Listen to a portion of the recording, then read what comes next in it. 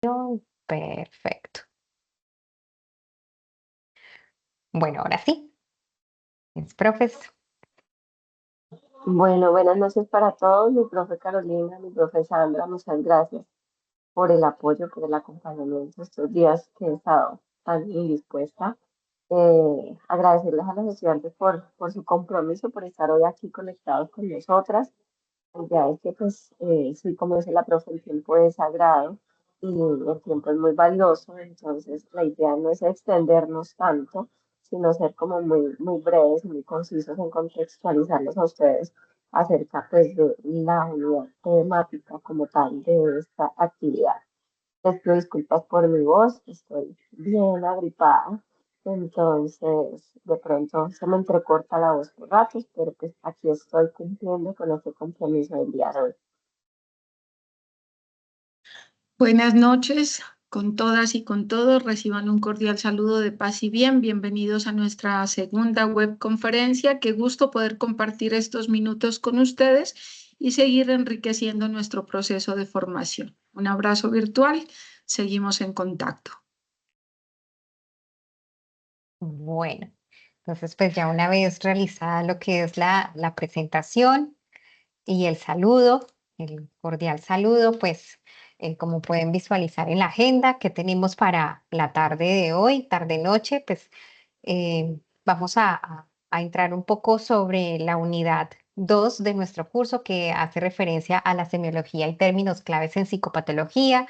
Seguramente ya ustedes están un poco más familiarizados, teniendo en cuenta que en esa primera unidad, para quienes tuvieron la oportunidad de asistir o de revisar la grabación, pues se hablaron conceptos muy puntuales, muy precisos, que deben ser parte hoy de nuestro metalenguaje para ir teniendo una apropiación, ¿cierto? Más conceptual, más clínica, ¿cierto? En el momento de relacionarnos, de hablar y cada vez tener, o sea, tener esa familiaridad y reconocimiento, ¿cierto?, de las diferentes psicopatologías.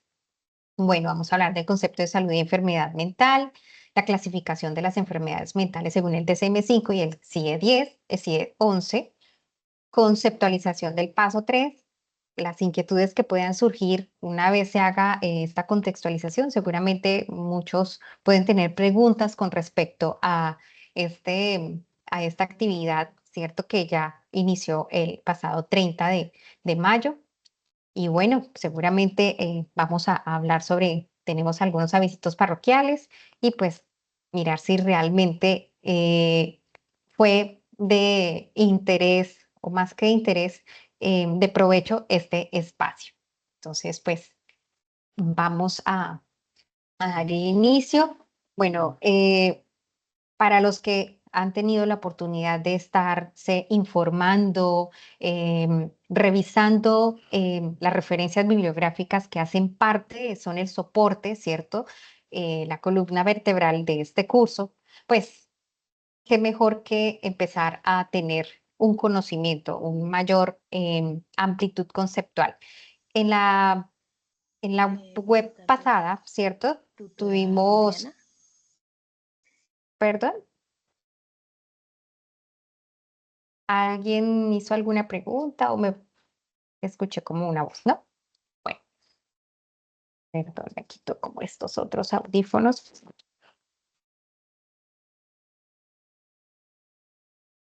Listo. Bueno, en la primera oportunidad, en la primera web, hablamos sobre historia y fundamentos teóricos de la psicopatología, ¿cierto? Entonces mencionamos términos, o sea, empezamos a hablar qué era psicopatología, desglosamos el término, qué era salud, salud mental, cuáles eran esos criterios de normalidad, ¿cierto? Los modelos teóricos de los signos y síntomas que seguramente ustedes afianzaron un poco más con las lecturas que están allí. Entonces vuelvo y rescato un poco sobre qué es psicopatología. Luego se le acercan a ustedes y, bueno, ¿y ustedes en qué curso, semestre, perdón, en qué periodo académico o semestre están? No, estoy en tal semestre. Y bueno, ¿y qué cursos ven o qué materias se está mirando? Entonces empieza usted a hablar así como todo empoderado, ¿no? Y psicopatología. Oiga, ¿y eso qué es? Ah, yo, y pues de pronto nos quedamos como sin el argumento de qué es psicopatología o qué es psicología. Entonces, bueno, ¿qué es psicopatología? Tomando pues como los autores que están en esta unidad. Es la rama de la psicología que estudia esos síntomas psíquicos y signos de conducta que presentan los sujetos que tienen una enfermedad mental. Este campo busca comprender y clasificar esas diversas manifestaciones de las enfermedades mentales para poder diagnosticarlas y tratarlas adecuadamente. Habíamos hablado, ¿cierto?, que era psico. Y si ustedes ven allí lo tengo como separadito. Entonces, hacíamos referencia a que eh, hablaba sobre la parte etiológica, ¿cierto? Tiene un argumento griego que hace relación al alma o la mente. Y qué patología, ¿cierto? Bueno, y antes que pase a patología, involucra lo que son las emociones, las cogniciones, los procesos, en fin.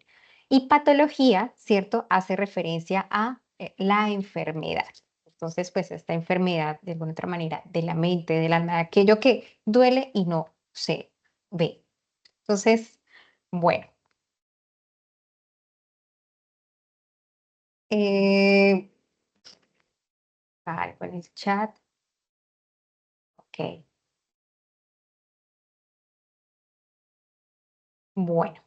Entonces, hay dentro de la misma bibliografía que ustedes tienen para su dominio, para su interés, hay unos aspectos muy importantes allí, en especial sobre el autor Ortiz, ¿cierto? Y Tallo, sobre psicopatología clínica. Me generó bastante interés, digamos, es el argumento que allí muestran y pues dije, qué mejor que empezar a darle apertura a esta web con esta reflexión que hace es- este argumento.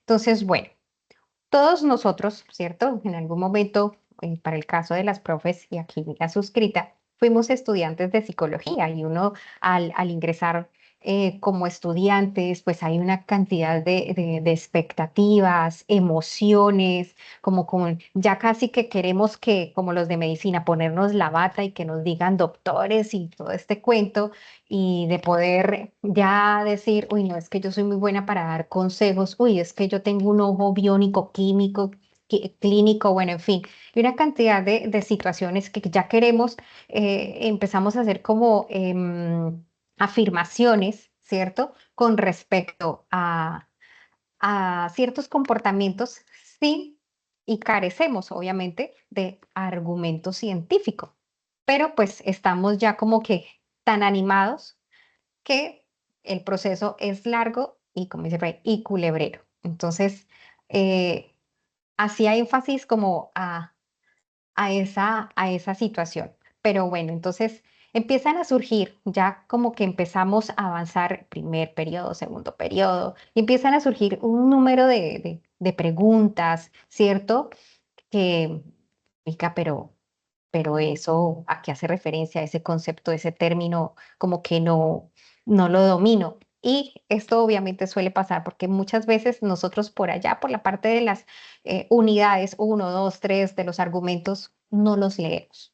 Simplemente nos limitamos a dar respuesta a las guías, a las actividades, ni siquiera tener un fundamento o a veces lo que escriben no está estrechamente relacionado con los argumentos teóricos que se muestran en la psicología. Y esa es la herramienta, digamos, más valiosa, que es la parte conceptual.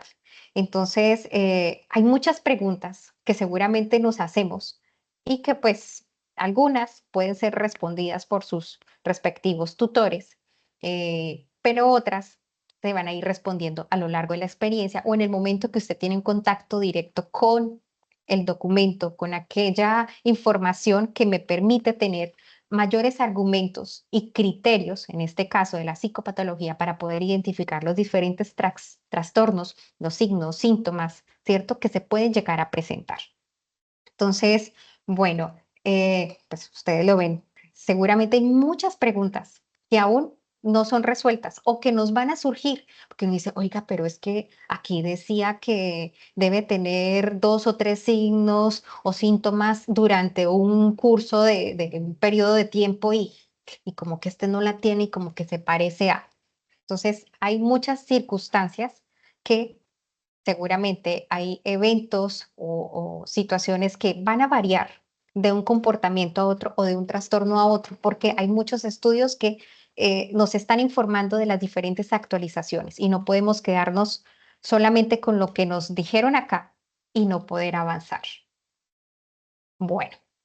Entonces, bueno, cuando empezamos y ya estamos en psicopatología, ¿cierto? Y empezamos a hablar sobre salud mental, sobre la etiología de las enfermedades, sobre lo que es psicopatología, en fin, una cantidad. Y cuando llegamos a lo que son los trastornos de personalidad, ¿cierto? Entonces, posiblemente muchos nos vemos como que, "Ay, Dios mío, esto parece que me estuviera leyendo, o sea, esto me está describiendo lo que yo soy", y empezamos como a entrar en pánico, ¿y será que yo estoy enferma? ¿Será que, y será, y será, y será? Hay una cantidad de cosas que suele llegar a pasar. Por eso, digamos, en la web pasada decíamos que la importancia, ¿cierto? De nosotros también tener una orientación y hacer una autoevaluación de lo que somos nosotros, porque inclusive muchas veces se toma la decisión de estudiarse psicología no solamente por estudiar al otro, sino, oiga, yo me quiero analizar, ¿será que yo? Y resulta que nos encontramos con una serie de situaciones que pueden llegar a generar mayor complot, mayor complejidad, ¿cierto? En mi comportamiento, en mi conducta, en mi toma de decisiones, y puede que pare la carrera, simplemente me asusto, en fin. Entonces hay que tener ese discernimiento como tal de los comportamientos y ser más, un poco más clínico. Ah, vea, pues, no, es que obviamente los trastornos de personalidad, pues, hacen referencia y describen la personalidad, pero donde se suma ya la patología, ¿cierto? Donde ya está la parte de anormalidad, como lo mencionamos la otra vez, donde, ah, caramba, acá hay algo que no está encajando bien y por lo tanto se convierte en un trastorno. Pero no quiere decir que yo, como estudiante, tenga trastorno, simplemente hay cosas que se asemejan. Entonces, es importante, por eso, estimados estudiantes, nuestro argumento es estar en ese proceso dinámico de leer, leer y argumentar. Y pues sí, no estamos exentos obviamente de poder desarrollar una patología. Los médicos también se enferman, los abogados también necesitan de un abogado precisamente inclusive para poder tener algunas situaciones. Nosotros también tenemos o debemos tener la responsabilidad de evaluar y buscar la ayuda correspondiente. Entonces, bueno, resulta que empezamos las prácticas, ¿cierto? Entonces mencionaban allí que nosotros como estudiantes empezamos a tener la práctica y me asignan de pronto al hospital donde hay una unidad mental y me ponen precisamente o por favor, haga usted la entrevista. O por Dios, o sea, mi sistema de alerta se dispara totalmente porque ya ni los conceptos. En ese momento, muy seguramente, no es momento de tener el DCM5, sus apuntes. Sí, oiga, venga, yo qué pregunta le hago a este señor, yo cómo, no. Ya todo ese bagaje de información de alguna otra manera debe estar acá, ¿sí? Deben estar toda la información, criterios, ¿sí? Nosotros dedicamos muchísimo tiempo a las redes sociales y estamos más en contacto mirando otro tipo de información que pues seguramente sí, hace parte del ocio, pero no es tan relevante, ¿cierto? Porque no mantengo en esa actualización dinámica y por lo tanto voy a tener, o sea, tengo una responsabilidad muy grande que es en mi práctica. Y ahí es donde yo evalúo si realmente tengo los criterios o no, ¿sí? Y qué mejor que estar dedicando media hora o un espacio a hacer esa actualización conceptual y ese dominio con respecto a la información para poder realmente hacer un proceso de evaluación y observación. Ustedes ven precisamente esa materia, observación y entrevista, donde les dan bastantes, o sea, hay unos argumentos, hay unos instrumentos, unas pautas, pero pues yo al momento de entrevista, mientras me pongo a, ay, ¿dónde es que esta cuál pregunta es la que yo debo hacer cuando es que trata de una, o sea, hay muchas cosas que, sí, claro, hay unos instrumentos que me van a ayudar precisamente a definir, ¿cierto? Ese criterio y de pronto tener esa impresión diagnóstica más precisa, pero no todo el tiempo voy a poder estar, o espera un momentico, yo busco aquí en Google cómo es que pasa así. Sí, o sea, es el profesionalismo y la ética que nosotros debemos ir teniendo. Seguramente no todos vamos a ser clínicos, sí, seguramente algunos irán más por la parte social, otros de pronto no, yo quiero estudiar la organizacional, pero igual tienen que estar en ese proceso de información constante. Entonces, por eso la importancia de estar leyendo constantemente y manejando la información. Mm, no es lo mismo, ¿cierto? Ver un trastorno con sus signos, síntomas, criterios, todo en un libro, porque allí seguramente nos dicen algunos rasgos y características, no solamente cognitivas, sino también corporales. Pero otra cosa, o sea, lo menciona este autor que dice, en teoría no existe diferencia entre la teoría y la práctica, ¿cierto? Pero en la práctica como tal, sí la hay. ¿Por qué? Porque se dice, oiga, pero esto no lo decía aquí este autor y cómo es que es. Entonces, importante estar haciendo esa actualización. Entonces, ¿qué pasa? En un libro de psicopatología o como los autores, ustedes encuentran toda la argumentación, ¿cierto? Toda la información que necesitan saber para identificar, para clasificar y para hacer la diferencia, ¿cierto? Entre un trastorno y otro, entre trastorno depresivo mayor y entre de pronto un trastorno mixto, de pronto entre trastorno afectivo bipolar tipo 1, trastorno afectivo bipolar tipo 2. Si usted no la tiene clara, puede hacer una confusión y su impresión diagnóstica es como si alguien le estuviera diciendo, usted tiene cáncer y resulta que no era. Entonces, debemos ser muy delicados con la información que nosotros tenemos.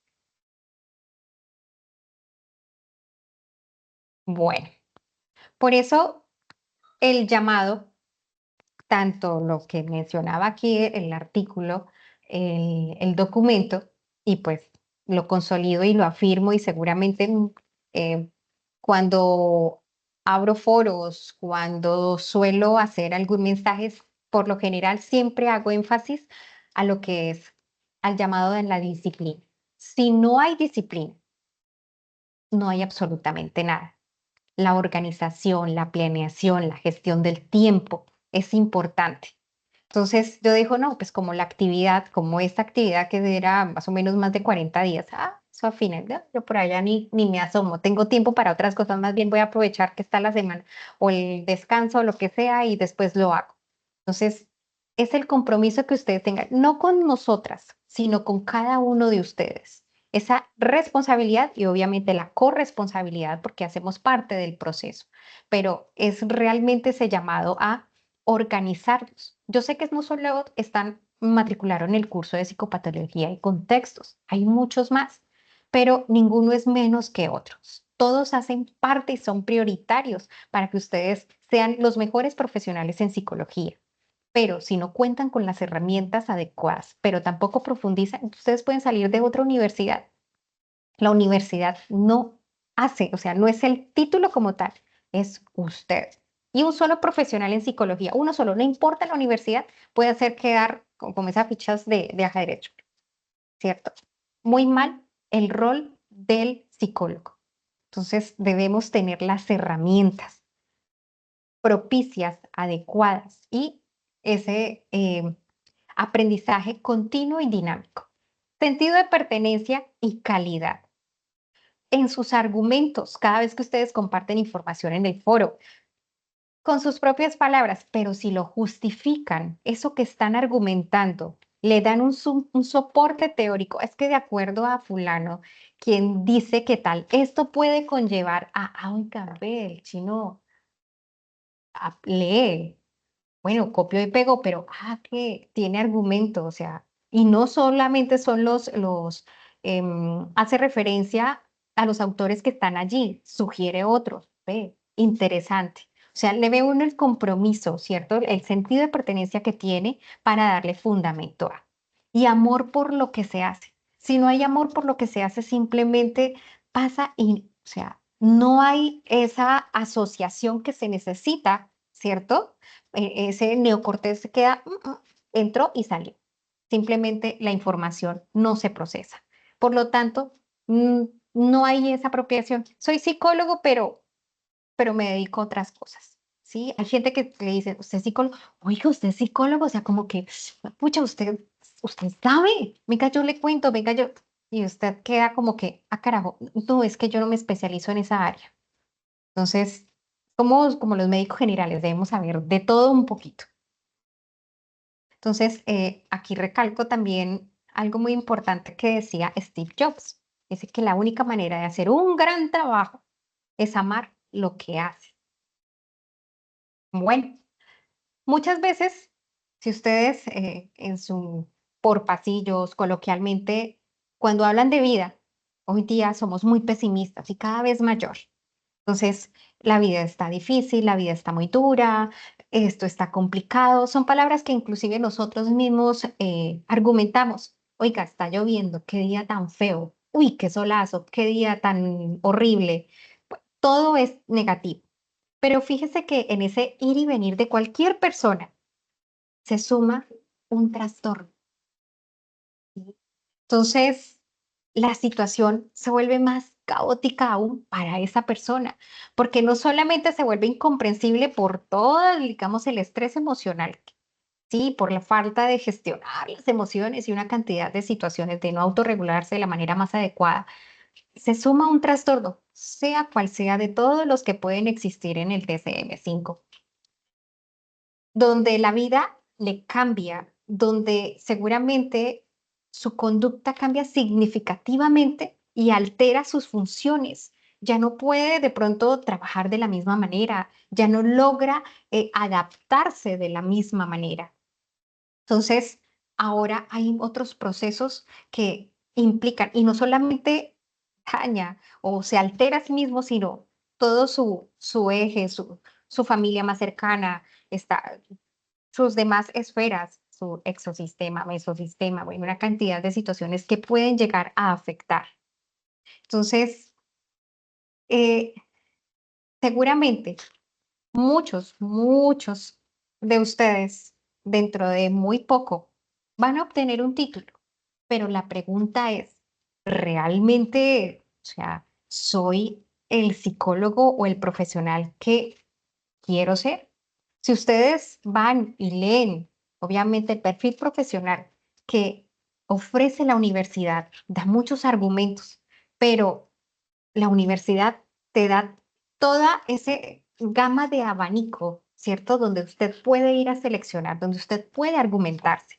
Pero, ¿de qué sirve si de manera autónoma no nos preparamos, no nos formamos como debe ser? Entonces, va a ser bastante complejo. Y, digamos, acá termino mi intervención. Hay que ir más allá, prepararnos para ser los mejores y dar lo mejor. El título del capítulo de lo que les estoy mencionando se llama Ir más allá de la psicopatología clínica. Y me pareció muy interesante esta apertura que hace este apartado y pues digamos allí cuando tú ves en la unidad 2 solamente menciona que es del de la página 25 como a la 38. Pero bueno, ¿será que yo solo debo limitarme a leer eso que me está diciendo allí? Y si me pongo a revisar otro poquito más de información, ¿será que no logro rescatar algo interesante que me puede servir? Entonces, para darle más fundamento, primero tengo que hacer una introspección, un diagnóstico. ¿Cómo estoy? Realmente, ay, sí, chévere, la toga, el birrete, el cuadrito allí en la pared, pero detrás de eso, ¿quién realmente está allí? ¿Qué profesional? O sea, porque es que semestralmente son muchos los psicólogos que salen de diferentes universidades, pero usted da la exclusividad con la calidad que le puede aportar. Entonces, mis estimados estudiantes, el llamado es a que las herramientas que ustedes tienen están aquí. Y si no estamos procesando la información, pues los únicos afectados pues, son ustedes y de paso, pues nuestro colegaje. Les digo, van a ser próximos colegas. Hay mucho que aprender y nosotras también estamos en este proceso y en este ejercicio. Entonces, bueno, con esta introducción, pues le doy el paso a nuestra profe Sandra Janet para que continúe y estemos así, muy atentos para absorber como los niños, como esas esponjitas, la información que les vamos a brindar acá. Bueno, entonces vemos que es importante comprender como a ese ser humano desde diferentes perspectivas. Y en esa medida, pues vamos a ver un poco lo que implica la salud y la enfermedad. Entonces vamos a pasar a la siguiente diapositiva, donde ustedes pueden observar un mapa que dice salud y podemos ver cómo está ha evolucionado a lo largo de los años. Empezamos la primera, que era la ausencia de enfermedad, y quiero que tengamos muy claro cómo eso se ha ido replanteando y el impacto que tiene en nuestro quehacer como psicólogos. Entonces, empieza con la ausencia de enfermedad, o sea que solamente esa era la diferencia. Si yo tengo alguna enfermedad, entonces ya dejo de estar sano. Luego empieza a verse el estado completo de bienestar ya físico, mental y social. Y hoy en día, miren, nos encontramos con un estado complejo. Cuando hablamos de complejo, significa que está relacionado con muchos aspectos. No solamente entonces es la ausencia de enfermedad, es un estado complejo. Al ser complejo está influenciado por múltiples aspectos que donde entran en juego factores como el bienestar físico, el bienestar mental y el social. Entonces, miren esos factores, por eso es complejo. Entonces, no solo es la parte física, es la parte mental y la parte social. Y es una forma de vida satisfactoria y cómo esa manera la adoptamos nosotros en nuestra existencia. Eso es salud, entonces es estado complejo. Pero también la salud es un derecho humano. ¿Qué significa? Que yo llego a este mundo e inmediatamente adquiero ese derecho, que es un derecho inherente a la vida, inherente a la persona. Es un derecho irrevocable, o sea, no se puede decir yo renuncio, no, es intransmisible, yo no puedo decir le cedo a usted, es universal, es igualitario y es inalienable, es imposible de quitar. Eso es un derecho humano, ¿listo? Lo segundo, la salud está determinada por múltiples aspectos. Como es un estado complejo, entonces miren que para que tengamos salud hay que pensar que también influye el medio ambiente. Salud también nos implica el sistema de asistencia sanitaria, el que estemos vinculados a una EPS, que nos atiendan con prontitud. La salud también está influenciada por la parte genética. Y la salud también está influenciada por los estilos de vida. Entonces, ahí comprendemos esa nueva redefinición. Salud no es solo la ausencia de enfermedad, sino esas interacciones que nosotros como seres humanos tenemos, tanto físicas, mentales como sociales. ¿Listo? Vamos a la siguiente. Ahora, en esa lógica, en esa definición, miren qué nos dice la Organización Mundial de la Salud. Entonces, un estado completo de bienestar físico, mental y social, y no solamente la ausencia de alguna enfermedad o de alguna afección. Y implica múltiples condiciones, ya como resumen de lo que les explicaba, individuales y colectivos. Y cuando se altera alguna parte de ese sistema de relaciones, uno entra en un estado de perjuicio, de riesgo, que afecta a la salud. Entonces, nosotros debemos procurar una atención, pero es una atención integral, integradora e integrada. ¿Por qué? Porque como ya no es la ausencia de enfermedad, sino yo y mis relaciones, mi contexto, lo que hay ahí al lado, entonces implica que si ustedes van a trabajar conmigo, no solamente deben centrarse en mí como persona, sino en ese otro contexto también. De ello se deduce entonces que para garantizar la salud, no solo basta concentrarnos en el individuo, sino también en nuestras conexiones. Siguiente. Miren que aquí ustedes pueden observar entonces la primera, salud no es únicamente la asistencia al médico, no es solamente la parte biomédica. Salud es verme a mí integrado a algo, generarme una articulación vinculado con algo. Y la salud es transversal al quehacer de todos. Todo mundo tiene que ver con salud.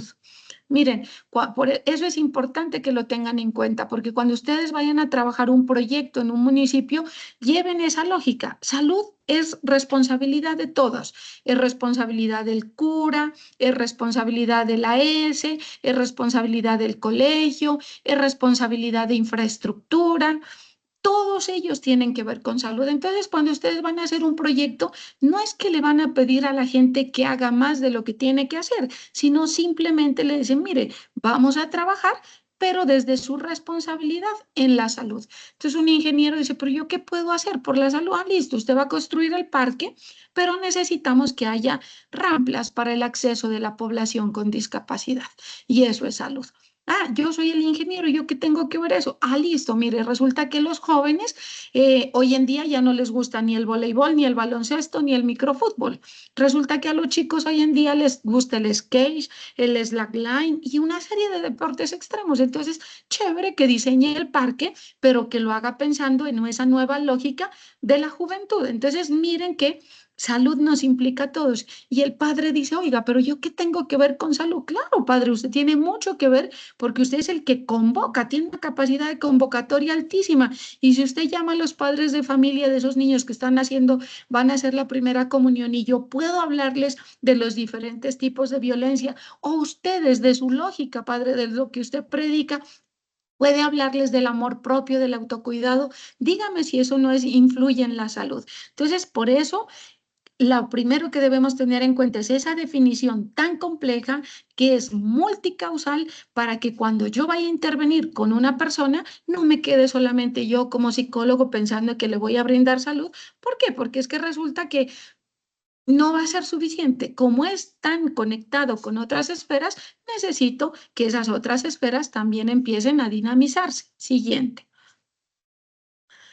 Aquí ustedes van a poder, miren, están viendo el modelo de determinantes de la salud, donde de la LONE, que nos dice, mire, cómo está influenciada la salud. Entonces, por ejemplo, la biología humana pesa el 27%, los estilos de vida el 43%, el sistema de salud 11% y el medio ambiente el 19%. Me encuentro con un estudiante que tuvo que dejar a su familia para viajar a otra ciudad y ponerse a estudiar, y donde llega a un cuarto oscuro, donde se desconecta de sus relaciones familiares, donde tiene que asumirse en un contexto nuevo. Díganme si su salud no se va a ver afectada. Entonces, por eso cuando ustedes ven este elemento de determinantes de la salud, vemos cómo cada uno de los aspectos tiene un peso. La genética pesa, sí, mi papá tenía diabetes, mi abuelo diabetes, yo también voy a tener diabetes, pesa en un 11%. Pero si me mandan a la EPS y me dicen que tengo que pedir X medicamento y me dice, ah, sí, las autorizaciones solo se dan por la mañana. Ah, y solo le autorizamos 5. Y después de que se haya terminado las 30 pastillas, entonces viene y le autorizamos las otras 30 y resulta que el día que usted va se acabaron. Entonces, dígame si el sistema de salud también no juega un papel importante en mi bienestar y en mi malestar. Y tristemente, pues si nos vamos a eso, la salud es un negocio muy rentable, y entre más barreras de acceso tenga, pues para mí muchísimo mejor como prestador de servicios, porque entre menos me demanden, más plata me queda. Pero aquí en este modelo quiero que vean los estilos de vida. Miren que los estilos de vida pesa el 43%. Entonces, mi abuelo era diabético, mi mamá diabética y yo soy diabética, listo. Pero también ¿Cómo son mis estilos de vida? Y ahí sí nosotros como injerencia, como psicólogos, tenemos mucha injerencia. Avancemos. Entonces, en la siguiente diapositiva ustedes observan, miren, ¿qué significa estilos de vida? Dice, mire, listo, su abuelo, su bisabuelo tenían diabetes, pero mire los estilos de vida. Usted sí puede y tiene la capacidad de decidir y puede ver cómo maneja, por ejemplo, sus estilos de sueño, cómo maneja la parte de su higiene, cómo maneja sus relaciones interpersonales, pilas con la dieta, ¿sí? Mire cómo gestiona el placer, el ocio, el tiempo libre.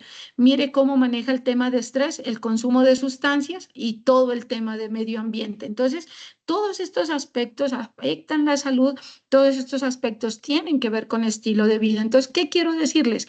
Que quizá el medicamento es importante, la pastilla, el antidepresivo es importante, pero no lo es todo si no se revisan esos estilos de vida, si no se empieza a mirar. Y miren que están influenciados por factores personales, sociales, incluso por políticas económicas. Ustedes se han dado cuenta que aquí se dio una pelea grandísima porque en los productos empacados aparezca el logo que dice exceso de sodio, exceso de sal, exceso de azúcar.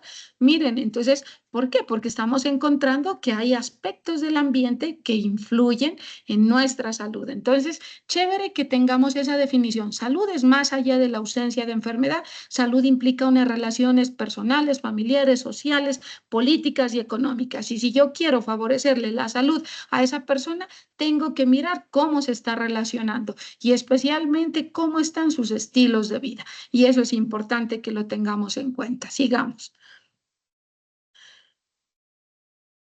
Miren que aquí ustedes pueden ver entonces, llega la persona, el consultante, entonces listo. Bueno, que tengo el tema de depresión, pero bueno, ¿cómo está su alimentación? ¿Sí? ¿Cómo está el manejo de su tiempo libre? ¿Cómo está el tema de dinero? Díganme si el dinero no es una vaina que influye muchísimo en la salud mental. O sea, la pobreza, eso afecta muchísimo. Las prácticas, la parte física, ¿cómo está, señora? Aparte de que esté tomando su ansiolítico, ¿cómo está su relación con el alcohol? ¿Cómo está su vida en pareja? ¿Cómo está el manejo de conflictos a nivel de pareja? ¿Cómo está su estabilidad? ¿Sí?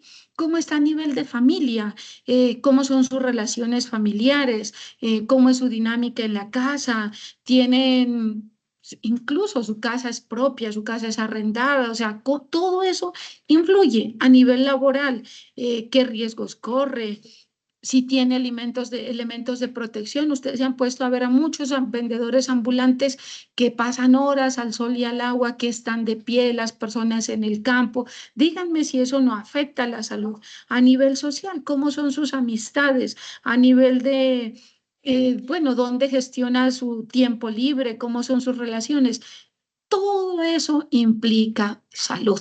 Entonces, vuelvo y le repito, el medicamento es importante, pero no lo es todo. Si yo no empiezo a vislumbrar esos otros aspectos, el impacto que yo tenga va a ser mínimo. Por eso es la parte que les decía, la salud es integral, integrada e integradora. Yo voy a mi contexto y con quién me articulo, ¿para qué? Para ayudar a reducir esas vulnerabilidades, porque si yo tengo problemas de salud es porque de larga data me he ido viendo vulnerado por muchos elementos políticos, económicos, sociales, de diferentes aspectos. Sigamos. Entonces, miren que aquí encontramos algo que nos dicen los objetivos del desarrollo sostenible, que ustedes pueden ver, son 17.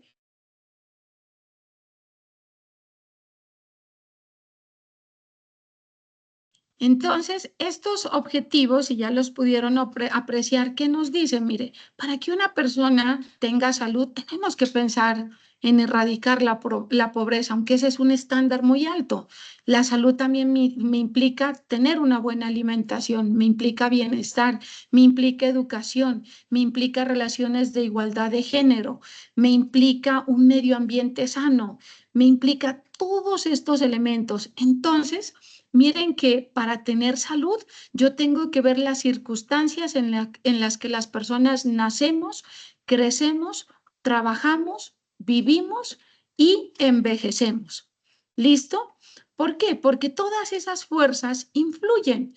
Miren, no es lo mismo una persona de estrato 1 que tenga un problema de discapacidad, que no pueda caminar, a una persona con la misma discapacidad de estrato 5. Usted la ve a la persona de estrato 1 a lo mucho con su silla de ruedas mecánica y haciendo toda la fuerza del mundo por salir en la calle. Pero usted ve a la persona de estrato 5 con la misma discapacidad en su silla eléctrica. Pim, pim, pim. Entonces, miren que la salud influye, está determinada, está influenciada por las circunstancias en las que nacemos, crecemos, trabajamos, vivimos y envejecemos. Entonces, todas esas fuerzas económicas, políticas, influyen. Y si no hay desarrollo en esos elementos, pues difícilmente nosotros vamos a lograr la salud. Siguiente. Ahora, en referencia a lo que nos convoca, que tiene que ver con la salud mental. Entonces, esta diapositiva que ustedes están viendo dice, ¿qué es la salud mental? Entendiendo que la salud ya es todo ese continuo, pues la salud mental es la capacidad potencial de realizarnos en nuestra propia vida. Cada uno de nosotros tiene mayores o menores capacidades para poder conquistar esa salud mental. Miren que ustedes, y era lo que la profe les decía, muchos de ustedes y yo estamos cambiando la generación que nos antecede. ¿Cuántas generaciones tuvo que pasarse para que ustedes y yo estemos frente a este ordenador estudiando psicología? Entonces, cada uno de nosotros tenemos mayores o menores capacidades para conquistar la salud y la salud mental. Y la salud mental, pues por su naturaleza compleja, no solamente implica el bien físico, el bien mental, sino todo ese bien que les mostraba, y no es un bien que se consigue en solitario, es un bien que se co-construye con los demás. ¿Qué nos dice la Organización Mundial de la Salud? Que ese estado de bienestar es un estado de bienestar en el que la persona afronte el estrés usual de la vida, en familia y en comunidad. Yo no me puedo ver escindido de esos otros elementos con los cuales yo me contacto diariamente. La vida psíquica es una creación, es una realización personal, sí, pero también es una creación y una realización familiar, social, vuelvo y le repito, política y económica, porque si no hay esa estabilidad económica, difícilmente va a haber esa salud mental. Y el Colegio Colombiano nos dice la salud mental es un deber del Estado y un compromiso de nosotros y de todos. Entonces, hasta allí espero que les haya quedado claro qué es salud y qué es esa salud mental. Vamos a avanzar a la siguiente diapositiva y ahora sí vamos a hablar de enfermedad.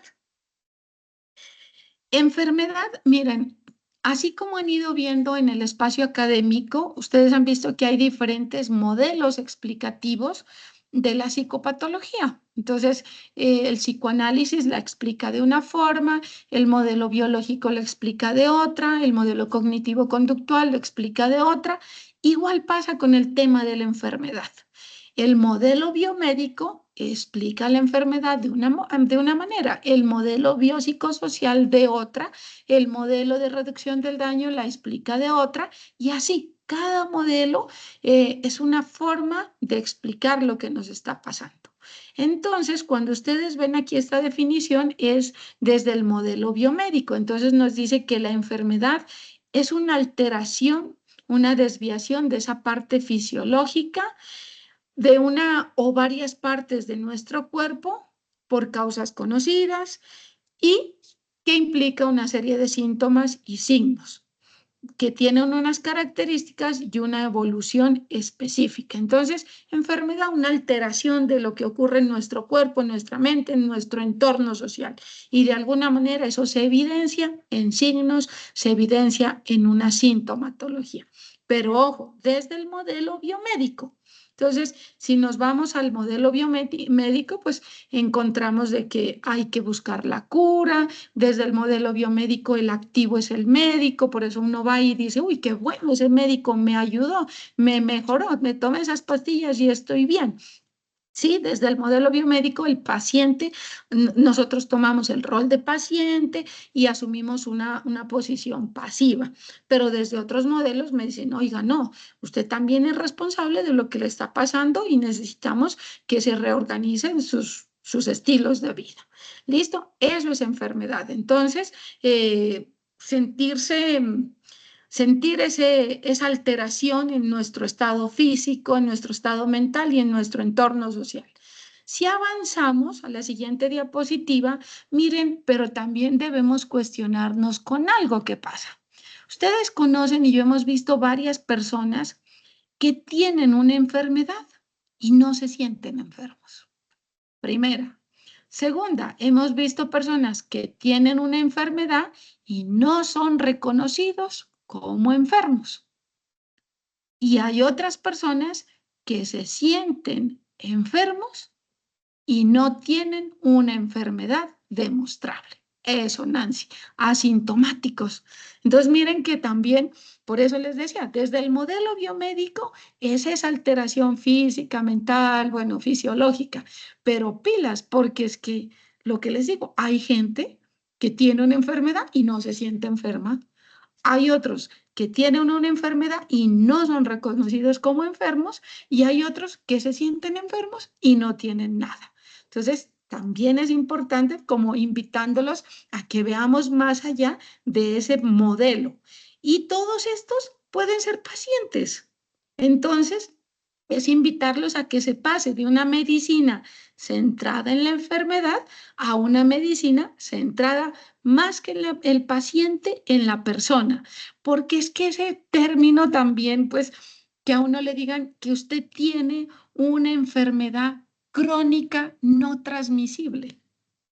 Díganme, ¿cómo se va sintiendo uno? Vea, usted tiene una enfermedad crónica no transmisible.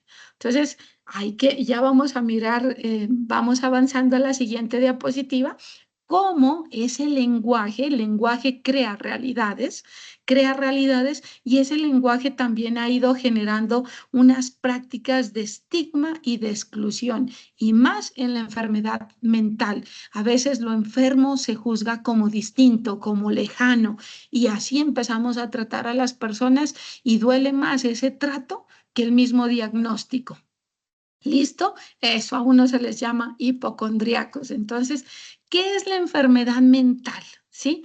¿Qué implica? Implica unas alteraciones, unos excesos o unos déficits. Entonces, ¿en qué?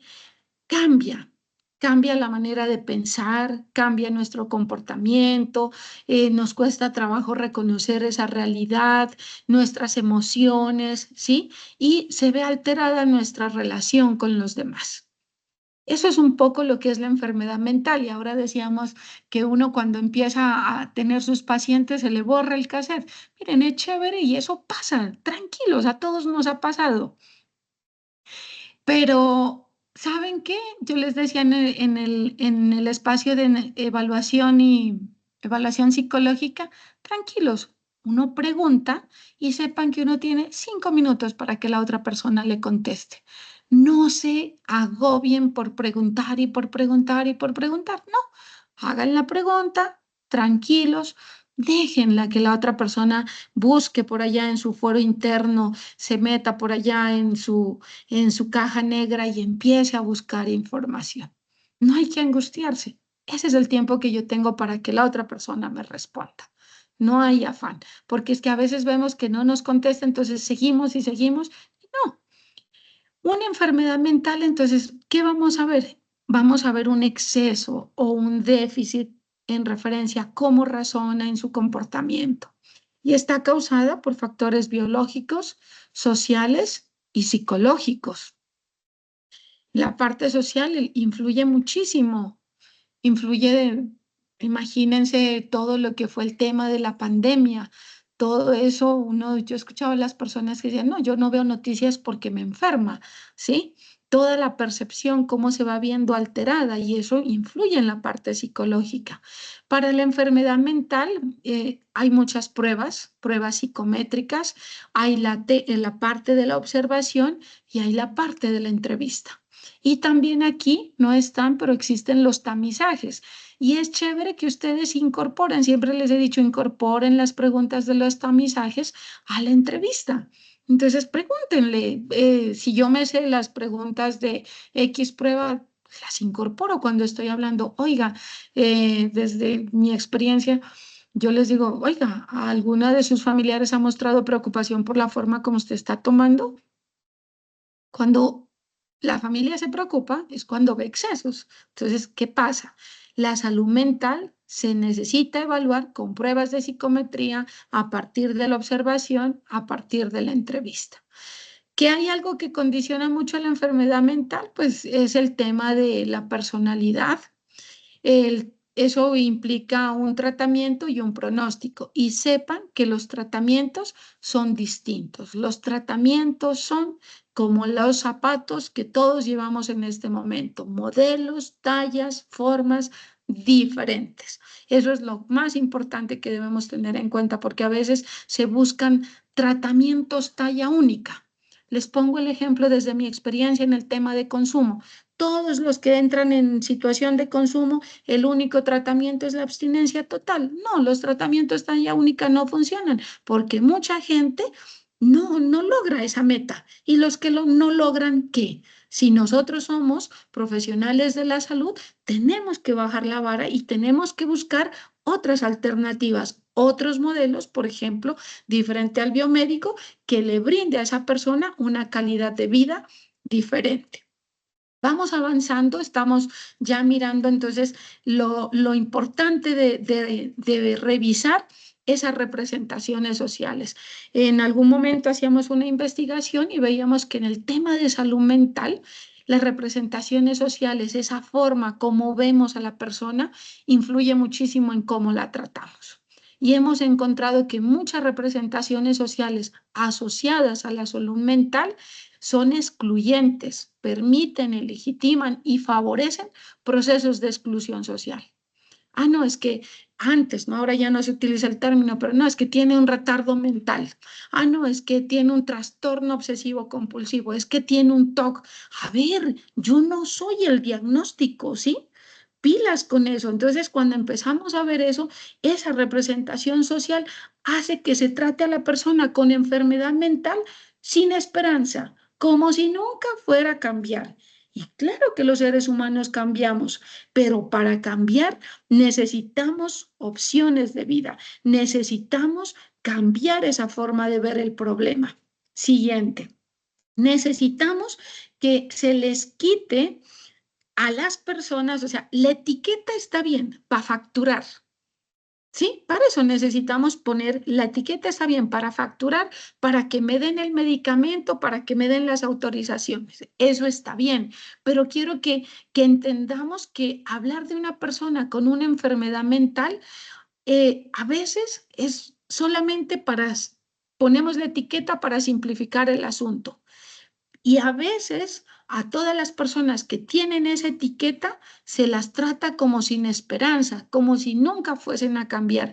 Y las personas, vuelvo y le repito, sí cambiamos, sí nos recuperamos, pero ojo, el término recuperarse no es que a mí se me quitó la depresión, no es que yo dejé de consumir, no es que yo ya no tengo el TOC, no. La recuperación significa tener una vida digna, tener una vida decente, siendo quien soy.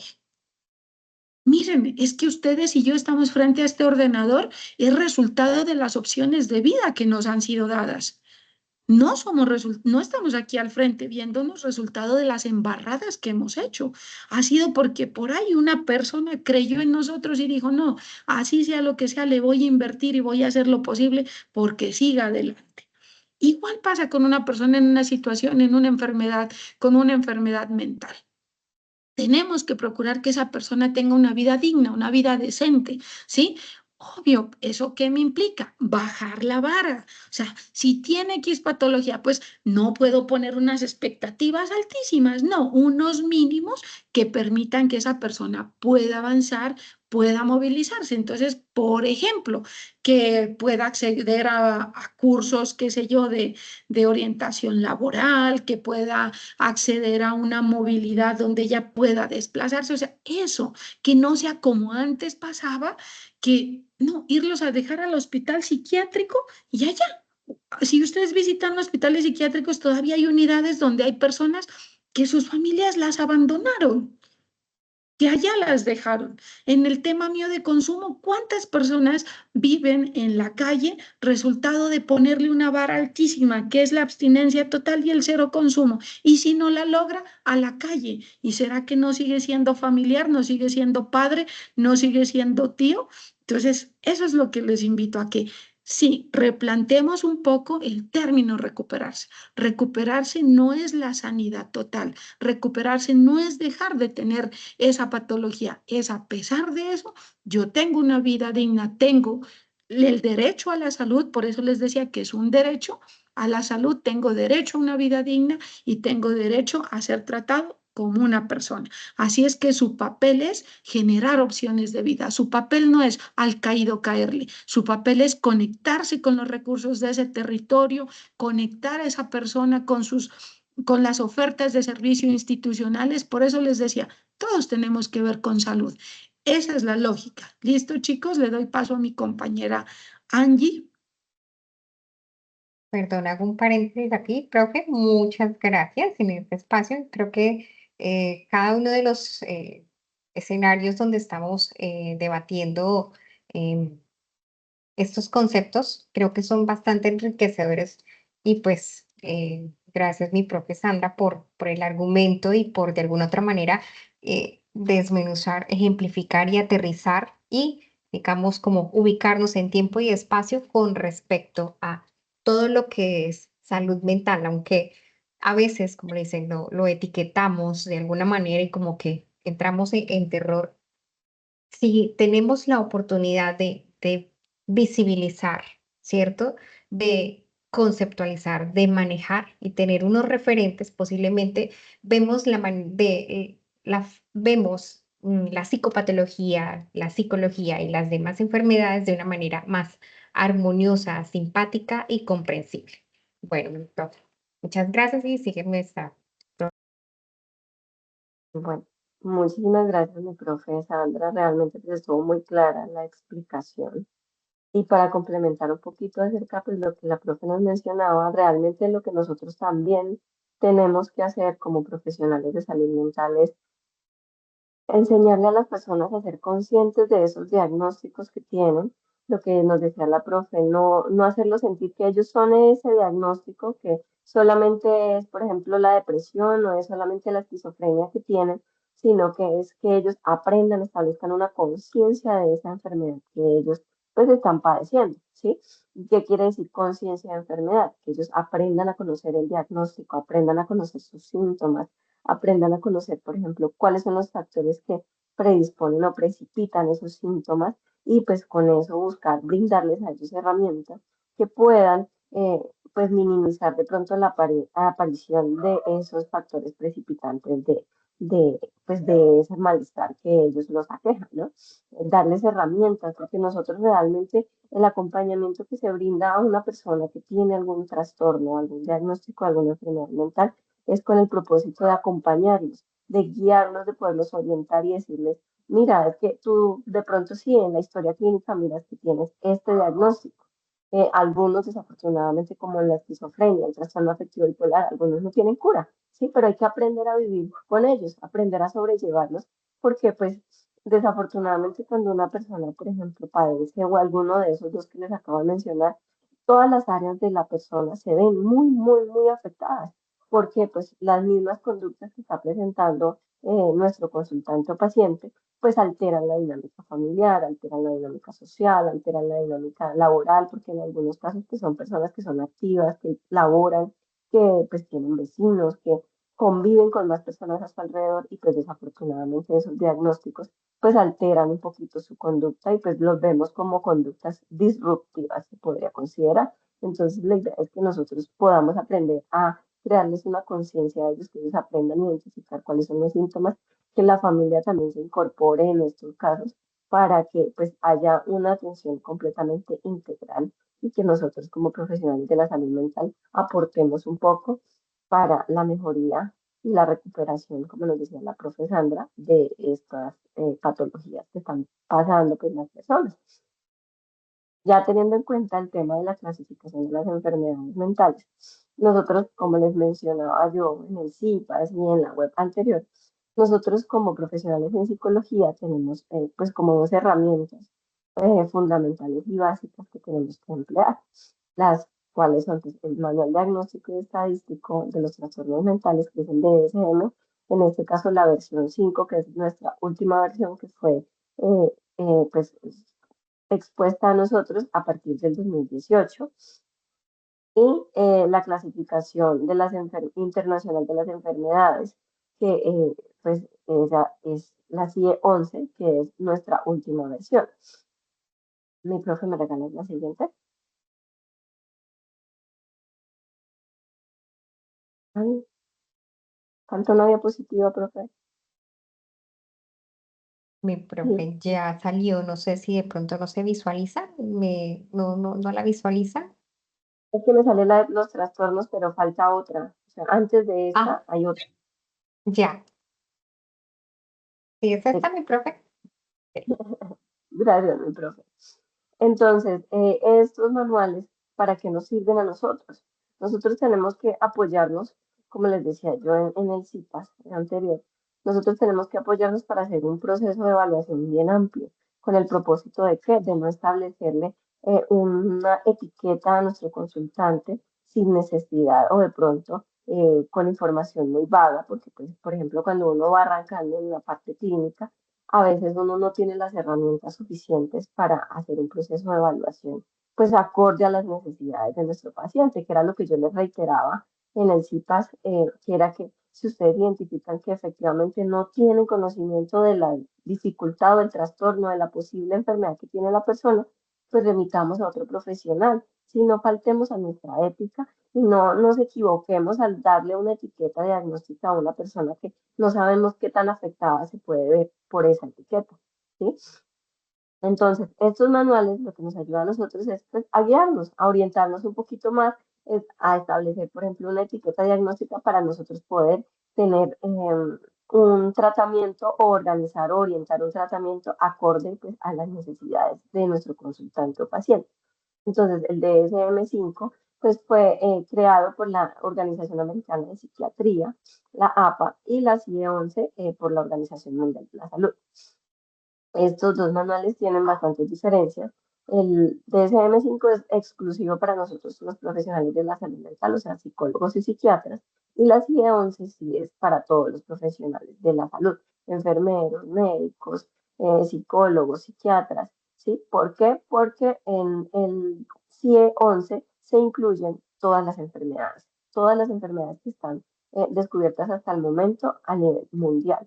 ¿Sí? Las enfermedades mentales como tal solamente ocupan o abarcan un capítulo de estas 11. Hay que tener en cuenta que, por ejemplo, cuando se elabora ante alguna IPS, algún hospital, pues este es como tal el manual que utilizan en los hospitales o clínicas para establecer las hipótesis o presuntas diagnósticos que nosotros le vamos a poner a nuestros consultantes en sus historias clínicas, ¿sí? Ellas como vienen identificadas con unos códigos diagnósticos. Por ejemplo, la depresión es el F320 y de ahí en adelante F321, F322 y así sucesivamente. La esquizofrenia es el F200, ¿sí? Porque cada uno de los tipos de trastornos tiene un código diagnóstico para que nosotros pues podamos tener la herramienta de ponerlo, plasmarlo en una historia clínica de un paciente. Yo que les recomiendo a las personas que, bueno, cuando ustedes ya vayan a arrancar como tal y pueden, por ejemplo, enfrentarse al campo clínico, siempre manejen las hipótesis diagnósticas, ¿sí? Descarten hipótesis en el proceso evaluativo. ¿Por qué? Porque nosotros no podemos dar un diagnóstico confirmado sin hacer un proceso de evaluación, ¿sí? Es importante que nosotros ampliemos nuestra visión. Estos manuales nos ayudan a ampliar nuestra visión, pero por eso la profe también lo mencionaba hace un momento, que nosotros tenemos que hacer observación, entrevistas semiestructuradas, que si podemos aplicar algún test psicométrico o demás para poder complementar esa información que nosotros estamos obteniendo en consulta, pues es mucho mejor porque vamos a estar más seguros pues del tratamiento que vamos o de la intervención que vamos a utilizar en este caso con nuestro consultante. ¿Qué pasa? Hay algunos diagnósticos, algunos trastornos que son bien complejos de manejar por parte de psicología. Entonces, nosotros, ¿cómo los abarcamos o cómo buscamos, por ejemplo, una persona esquizofrénica que está teniendo ideación delirante, que está teniendo alucinaciones de todo tipo, visuales y auditivas, ¿sí? Inicialmente, lo que se busca es que esta persona sea consciente que tiene un diagnóstico. A veces es complicado porque la misma ideación delirante nos hace sentir que son perseguidos. Entonces ahí tenemos que, pues, desafortunadamente soportarnos, pues, de la medicación, pero también el contexto también hace parte importante, ¿cierto? Y la familia, nosotros tenemos que apoyarnos de la familia para que el contexto sea lo más amigable posible, porque usualmente, por ejemplo, una persona con esquizofrenia, eh, a veces sus áreas, por ejemplo, laborales, pues no son activas por sus mismos síntomas y por su misma conducta, ¿no? Entonces, ¿qué se busca siempre? Que con la familia hagamos como un colchoncito, que podamos con ellos de cierta manera guiarnos o poder de cierta manera conocer un poquito más acerca de esas conductas que son consideradas como disruptivas o no tan buenas en el tema de la convivencia para que ellos también aprendan a tener herramientas y pues puedan como tal de cierta manera minimizar un poquito el malestar que se genera por un diagnóstico de este tipo, ¿sí? Entonces, pues en este caso el DCM tiene unos objetivos y un enfoque completamente diferente al CIE 11, que es que, bueno, el DCM para qué nos ayuda a nosotros, primero, pues para comunicarnos entre profesionales de la salud mental, ¿no? Ese es uno de los principales. También establecer criterios diagnósticos, poder de cierta manera conocer exactamente esos criterios diagnósticos, la intensidad de los síntomas, poder hacernos perdón, una idea más amplia de ese problema que está padeciendo nuestro consultante y poder que nosotros pues, ampliemos nuestra visión. Ya la CIE 11 pues ya es más general, ¿sí? Es como para establecer la etiqueta, como decía la profe Sandra, como para poner en la historia clínica de que pues, la persona está padeciendo esto, que nosotros en nuestro proceso de consulta identificamos X o Y hipótesis diagnóstica. Cada uno tiene una estructura completamente diferente, como les decía, cada uno pues se diferencia y el DSM-5 a nosotros nos ayuda porque nos describe más amplio, de manera más amplia, cada uno de los síntomas, de pronto en algunos se ven los tratamientos, de pronto la intensidad que nosotros estamos padeciendo de estos trastornos y pues la CIE 11 solamente se limita a las enfermedades mentales presentárnoslas en un capítulo y pues con unos códigos diagnósticos para nosotros pues poder establecerlos en una historia clínica. ¿Me regalas la siguiente, profe? Entonces, hay muchos tipos de trastornos. Ellos se clasifican en diferentes tipos de trastornos. Están, por ejemplo, los trastornos psicóticos, que eran los que yo les mencionaba hace un momento, que está la esquizofrenia, el episodio, el trastorno esquizoafectivo. Estos trastornos de qué se caracterizan, de ideación delirante, de ideas de persecución, donde la persona nos muestra o nos dice, no, es que yo siento una voz en mi cabeza que me está hablando y me está diciendo que por ejemplo, yo atendí a una paciente hace muchísimos años que me decía, es que yo escuché una voz que me dijo que me tenía que desnudar, me tenía que echar gasolina encima y me tenía que prender fuego en la mitad de la iglesia. Entonces, si ven que cada uno de esos trastornos pues presenta unas características bien complejas y cada persona al ser un mundo, pues nosotros también debemos de ampliar nuestra visión y poder comprender un poco más estos síntomas. No es solamente llegar y ponerles una etiqueta a ellos, sino pues poder de pronto aprender a escucharlos, aprender a comprender eso que ellos nos están manifestando en nuestra consulta o en nuestra sesión y poder de cierta manera organizar un poquito pues, el tratamiento o la intervención. Hay algunos trastornos que pues se necesita tener un proceso evaluativo mucho más amplio, más tiempo, porque a veces el paciente no colabora, perdón, porque a veces el paciente no colabora, porque a veces la persona, pues, por ejemplo, en los trastornos psicóticos, a veces hay pacientes que presentan un mutismo selectivo, o sea, prefieren callarse toda la consulta y se sientan en el consultorio y se quedan callados y no dicen más nada. Y entonces de ahí es donde nosotros tenemos que tratar de no poner esa barrera, por ejemplo, cuando hacemos consulta del escritorio en medio de nosotros, sino que tratar de buscar, por ejemplo, sentarnos al lado de nuestro consultante y poder, de cierta manera, hacerles sentir una cercanía a ellos con nosotros, ¿sí? Hay muchos profesionales de la salud mental que desafortunadamente se limitan a sentarse en el consultorio y llamarlos desde la puerta. Fulano de tal, y la idea no es esa, la idea es buscar acercarnos a ellos, buscar de cierta manera que ellos se sientan confiados con nosotros y cómodos para poder que pues, ellos mismos nos vayan mostrando y nos vayan contando toda esa información que es importante para nosotros en nuestro proceso evaluativo. Cuando yo estaba estudiando, una profe me decía, ¿qué es lo mejor en estos casos cuando nosotros hacemos consulta, por ejemplo, en una IPS? Siempre salir hasta donde está el paciente en la sala de espera, por ejemplo, y llamarlo, y acompañarlo en el pasillo, en el trayecto de la sala de espera a nuestro consultorio, decirle que tome asiento, ¿sí? Preguntarle cómo fue, por ejemplo, el camino, el trayecto de donde estaba hacia el consultorio, porque eso ayuda a que ellos se sientan más cómodos con nosotros, que digan, no, pues es que esta señora, yo me siento aquí y lloro y no me dice nada y sus expresiones son muy planas, porque nosotros pues no podemos sentarnos a llorar con nuestros consultantes, o sea, eso no lo podemos hacer, porque entonces pues van a decir nuestros pacientes, pues esta señora no, ¿cómo me va a ayudar si ella también lloró con lo que yo le estoy contando? Entonces la idea es esa, que busquemos nosotros pues generar más cercanía con ellos para poder pues que ellos se sientan más cómodos y nos brinden mayor información. Están también los trastornos del neurodesarrollo, esos cuáles son los que suceden en ocasiones cuando, por ejemplo, el desarrollo de la edad, el tiempo, el paso del tiempo, cuando ya entramos a nuestra etapa de adultez, ¿cierto? Ya que somos adultos mayores, o por algún accidente como tal. Entonces, ellos, ¿de qué se componen? De deterioros cognitivos, pérdidas de memoria, falta de orientación. Muchas veces las personas, por ejemplo, no pueden salir ni siquiera a la esquina solos porque se pierden. Les voy a contar una anécdota que me sucedió hace 2 días. Yo tengo a mi cargo una coordinación de un programa de adulto mayor, un centro día.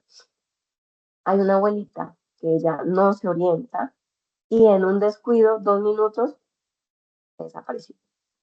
No supimos qué se hizo. La señora se desorienta y no sabe para dónde coger. Pues ya ahí estuvo la preocupación más increíble porque pues nosotros dijimos, no, le pasó algo a la señora. Afortunadamente, pues está por allí cerca y logramos encontrarla. ¿Sí? Entonces, desafortunadamente, el paso de los años también a algunas personas pues, nos producen de pronto algunos tipos de trastornos.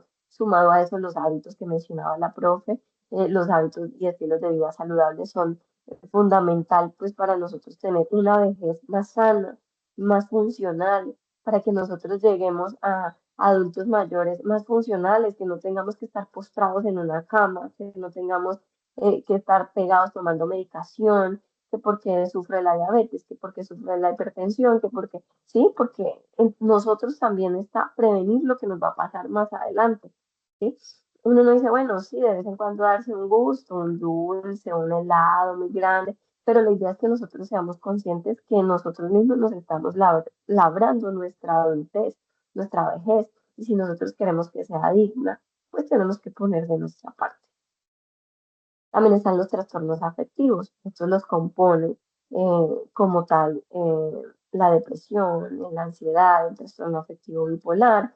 Son una amplia gama donde pues lo compete como tal la parte afectiva y emocional, ¿sí? Donde pues la persona se suele mostrar o muy triste o muy alterada. Por ejemplo, el trastorno afectivo bipolar en el DSM-5 nos indica que, por ejemplo, para que una persona podamos nosotros decir que posiblemente tiene un episodio de un trastorno afectivo bipolar, pues tiene que tener una intensidad en sus síntomas y una duración estimada. Entonces, pues la idea es que nosotros si vamos a establecer un criterio diagnóstico de esta clase, siendo este, por ejemplo, el trastorno afectivo bipolar una enfermedad que no tiene cura, que tiene tratamiento, que es medicación también, pero también acompañado de psicoterapia, pues seamos conscientes de que se haga una buena evaluación para poder, pues de cierta manera, evaluar bien y conocer como tal los síntomas a detalle de la persona. Nosotros también, ¿qué podemos hacer? Ayudando a la persona a decir, no, pues con las herramientas que yo te di, por ejemplo, en la consulta pasada, intentemos de pronto con la familia, acompañados de la familia, que se merme, por ejemplo, una dosis de un medicamento que nosotros sepamos que no va a afectar mucho la funcionalidad de la persona para ver de cierta manera cómo responde a esas herramientas que nosotros como psicólogos pues, les ofrecimos, ¿sí? Está el trastorno obsesivo compulsivo, que ya pues va más en relación a las conductas compulsivas, a pensamientos intrusivos que nos dicen que hay que, por ejemplo, lavarnos las manos 50 veces para poder estar desinfectados. Esos síntomas o esta enfermedad es muy compleja porque afecta también bastante la vida o la calidad de vida de la persona. ¿Por qué? ¿En qué sentido? Porque pues esa inflexibilidad cognitiva que no le deja a la persona decir, o por ejemplo, yo eché llave y devolverse una, devolverse dos, devolverse hasta tres veces a revisar si echó llave en la puerta, eh, hace que la persona también vea su vida pues afectada y pues la idea es que nosotros con el acompañamiento psicoterapéutico pues podamos lograr pues minimizar de pronto esos malestares. El trastorno de estrés postraumático, que es un trastorno que se produce posterior a un evento traumático, valga la redundancia, donde, por ejemplo, los militares son la población más propicia pues, a pasarlo porque, por ejemplo, los que están en la parte del área como tal, cuando, por ejemplo, están en enfrentamientos y demás, algunos desafortunadamente quedan con secuelas de estas situaciones, por ejemplo, cuando ven morir a algún compañero al lado de ellos por una mina o por sí. Entonces, la idea es que nosotros pues, logremos establecer y conocer un poquito más acerca de los conceptos o, bueno, de los síntomas y los signos que tiene eh, pues nuestro consultante y que nos apropiemos como tal de todos estos conceptos bibliográficos que nosotros debemos de conocer. Los trastornos de la conducta alimentaria.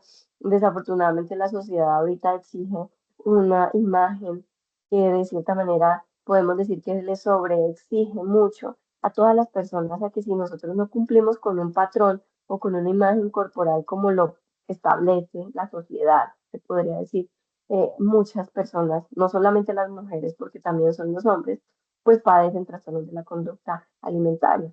¿Sí? Está la anorexia nerviosa, la bulimia nerviosa, los atracones de comida, que por ejemplo la persona logra ser muy restrictiva con la comida y en el momento en el que le dio, por ejemplo, ansiedad, se atracó de comida y se llenó de comida y comió hasta sentirse muy lleno y tuvo que ir a vomitar. Eso que ingirió por el mismo malestar que le produjo pensar en que me voy a engordar, yo voy a estar muy mal, o estoy muy flaquita, me veo muy fea, ¿sí? Pero no sabemos de cierta manera, pues, la parte genética también cómo influye en nuestra, pues, contextura.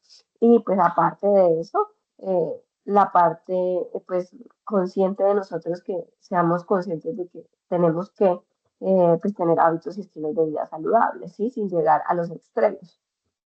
También están las disfunciones sexuales, pues ya está la eyaculación precoz, la disfunción eréctil, el vaginismo.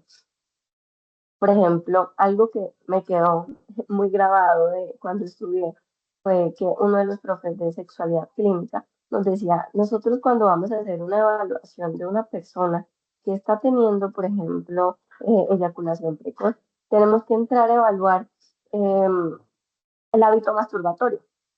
¿Por qué? Porque pues, tenemos que conocer con qué intensidad la persona lo hace. Si inicia para ya acabar.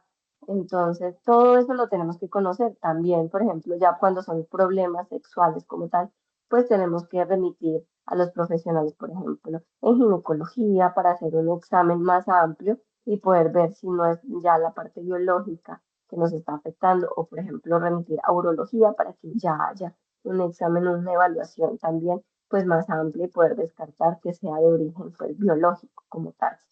Los trastornos disociativos, pues ya son los trastornos donde la persona como que no se complementa con sus pensamientos, sus ideas, su vocabulario y de cierta manera su personalidad está aparte de lo que está diciendo, de lo que está sintiendo y de lo que está pues pensando.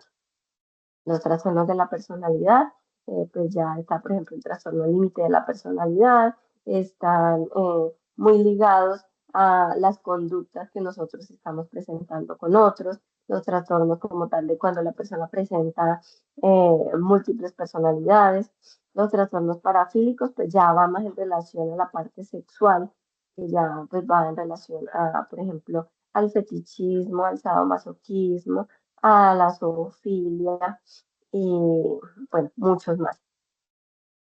Los trastornos relacionados con el consumo de sustancias psicoactivas, que era lo que no mencionaba la profe, pues van muy en relación también a los trastornos también psicóticos, ¿no? Tenemos que tener en cuenta que, por ejemplo, un amplio consumo de sustancias psicoactivas, pues nos puede derivar un trastorno psicótico o un episodio psicótico, dependiendo pues de las altas cantidades o de cuánta cantidad de sustancia ingirió la persona. Entonces, pues la idea era hacerles una breve contextualización. Les pido mil disculpas, realmente estoy muy mala de mi voz. Creo que mañana voy a amanecer que no va a poder ni hablar, pero pues había que cumplir con ese compromiso que ya habíamos establecido con ustedes. La idea es que pues continuemos ahorita con la contextualización del paso número 3, que me va a apoyar mi profe Sandra a hacerles una breve contextualización del paso número 3. Bueno, vuelvo yo acá, hago otro paréntesis. Muchas gracias, mi profe Angie. Y pues mil gracias también por el hecho de hacer un doble esfuerzo, pues el malestar de la voz. Yo creo que mañana le va a tocar es hablar mediante señas. Muy valiosos los aportes de la red. Me siento pues de alguna otra manera muy orgullosa de tener este equipo.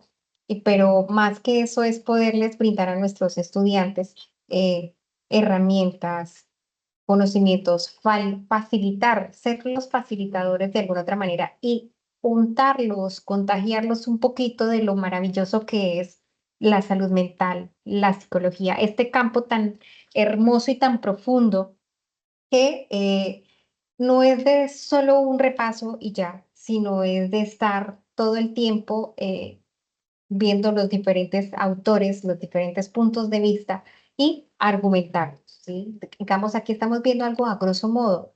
La población infantil es otro cuento, ¿sí? Los mismos criterios no siempre se ajustan a los niños y adolescentes. Hay unas variables importantes allí. Entonces es para que ustedes hagan parte de ese proceso y se enamoren de esta ciencia tan maravillosa que es la psicología.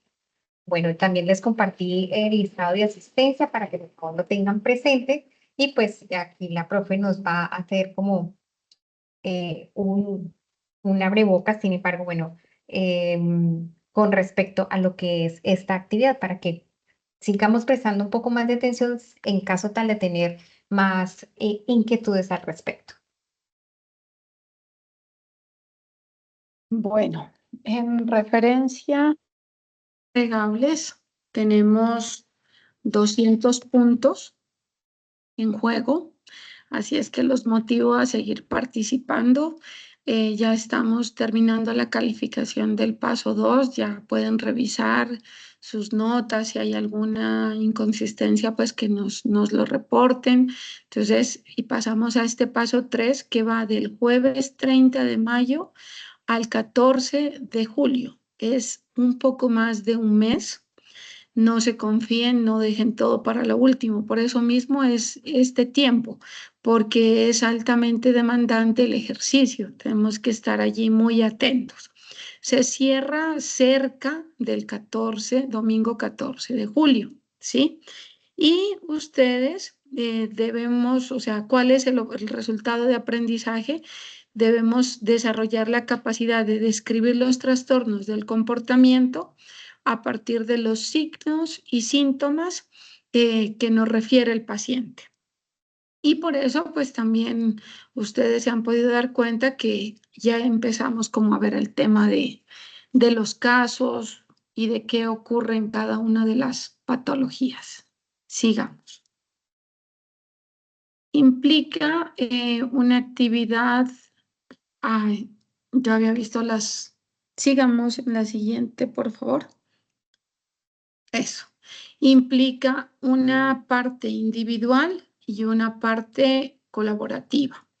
¿Qué debo hacer a nivel individual? Pues leer, revisar los contenidos que se nos han sido enviados, mirar la grabación del equipo reflexivo. Allí aparece el link y si ustedes se dan cuenta es un caso que es analizado por los diferentes enfoques de psicología, cada uno muy valioso y analiza, bueno, dónde está la piedra en el zapato, dónde está aquello que hace que la persona no avance y qué es lo que se puede movilizar para que continúe en su proceso de vida. A partir de eso, también tenemos que desarrollar la matriz del caso del equipo reflexivo, participar en el foro socializando los resultados obtenidos de la realización de la matriz. Recuerden que esas participaciones son 3 días antes. Yo veo que varios ya están mandando los contactos, se están comunicando, porque es que si lo dejan para lo último, se ven afectados todos, entonces para que optimicemos los tiempos. A nivel colaborativo, no sé si, profe, hay algo más que decir en esta parte individual, profe Carolina.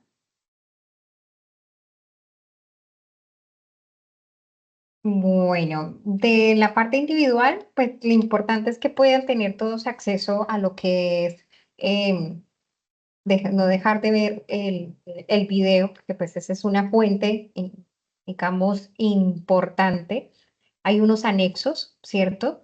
Que hacen referencia perdón, dentro de la misma guía, pues ahí hay una matriz, hay unos anexos que también aquí mismo también se los vamos a poner en conocimiento para que vayan organizando la información.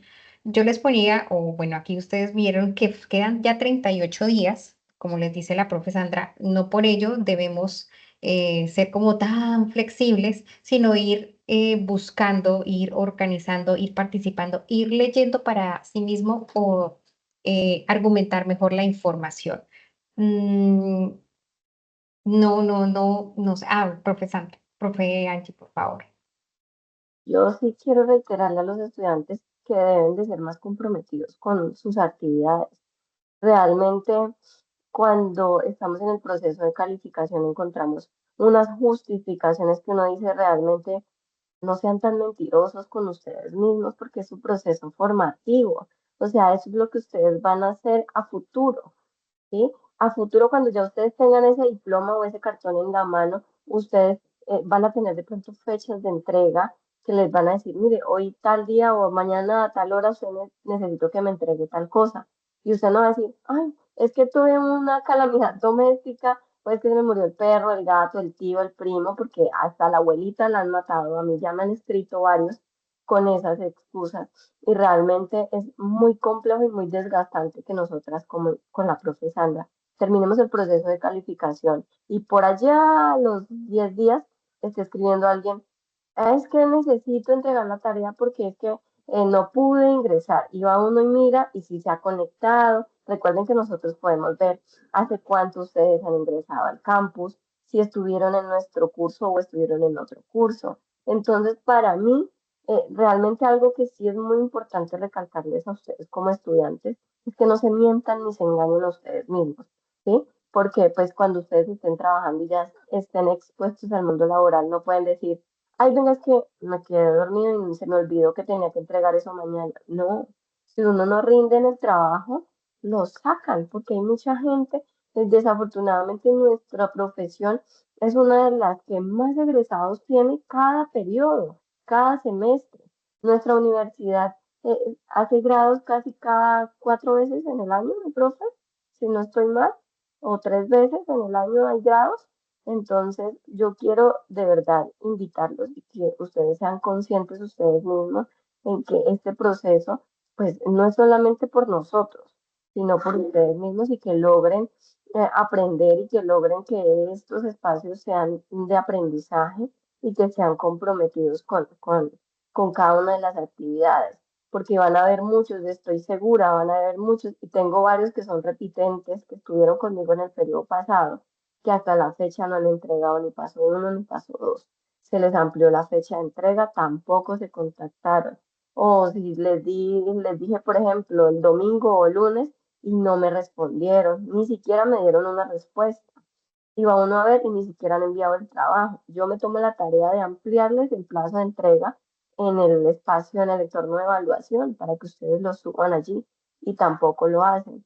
Entonces, realmente para nosotros, aparte pues, de ser desgastante, es muy triste porque pues nosotros nos desgastamos también y sacamos de nuestro tiempo. Por ejemplo, a esta hora, divinamente, yo podría estar compartiendo con mi mamá que está un poco enferma y no lo puedo hacer porque pues hay que sacar el espacio de tiempo para estas actividades que pues son en pro de que ustedes se pues, realimenten y conozcan un poquito y amplíen más su conocimiento.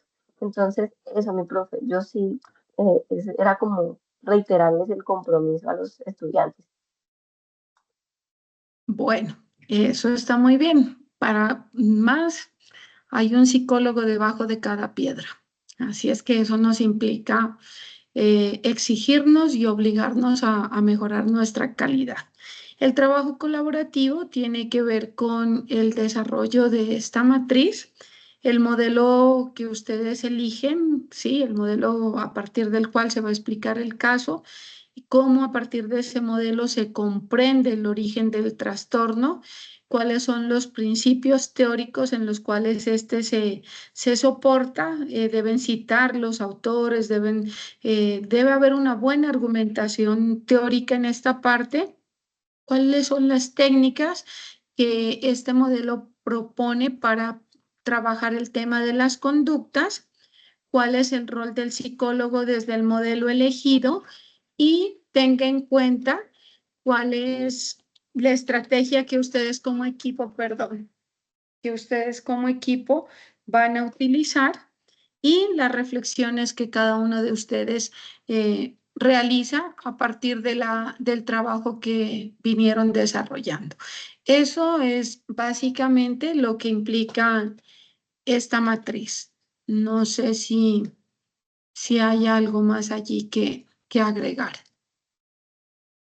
Bueno, ahí en el chat nos están haciendo algunas preguntas, pues les escribí que por favor fueran haciendo preguntas en la medida que pues, se van dando las explicaciones, como para no alargar. Entonces, pregunta Jogenis Margot que para la parte colaborativa, ¿cómo tenemos que escoger a los compañeros que van a ser parte del grupo? Imagino que pues allí ya es muy autónomamente, o sea, no hay, o ya, no sé si hay alguna sugerencia, pero considero que eso es para esta ficha, si no estoy mal, ¿cierto? Donde pues cada uno debe tener como un rol.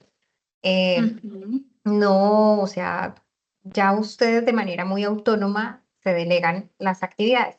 No, profe, lo que pasa es que aquí solamente participan 3 estudiantes y somos siempre las 3. Y, y aquí, ¿cómo hacemos si es que dice 5? No por ello, entonces van a dejar de realizar los demás puntos, ¿cierto? No es que nos distribuimos y entonces acá no hay doliente para para el 4 y para el 5. Ustedes son un equipo y buscan la manera de complementar la información, ¿sí? O sea, aquí no es que porque somos 2 o porque somos 3. Si por alguna razón, circunstancia, modo, le tocó solo por las razones que sean, ay, no es que yo soy solito, entonces yo solamente hago el primero. Están los 5 puntos para desarrollar como tal. Bueno, no sé, bueno, ya el producto final es que ustedes deben entregar, muy seguramente las profes van a estar muy pendientes en los foros para ir resolviendo inquietudes, para realimentar sus aportes.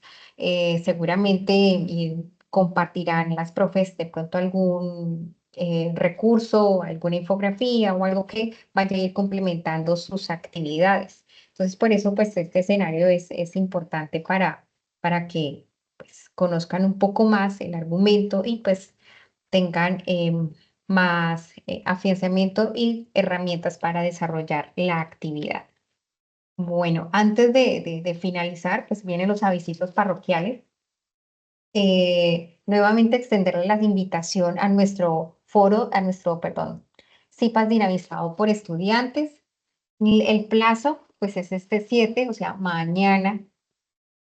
Creímos que íbamos a tener ese correo interno, pues como a reventar con las propuestas, pero al parecer como que no hay quien se gane los 125 punticos. Entonces, bueno, la Hay un profe, grupo. bueno, Hay un grupo, igual, hay 2 estudiantes que sí se postularon, enviaron, es como, y por aquí la vi a una de ellas, el impacto de la tecnología en la salud mental, me parece que es. interesante. Bueno, la idea es que una vez pase el día de mañana, los que se hayan postulado, pues haremos la evaluación, ¿cierto?, del tema y se seleccionaría el correspondiente. Hay varias preguntas. Perdón, voy a cerrar acá lo que es ya la grabación, detener la grabación. Mil gracias, pero no se me vayan para que no se extienda tanto. Voy a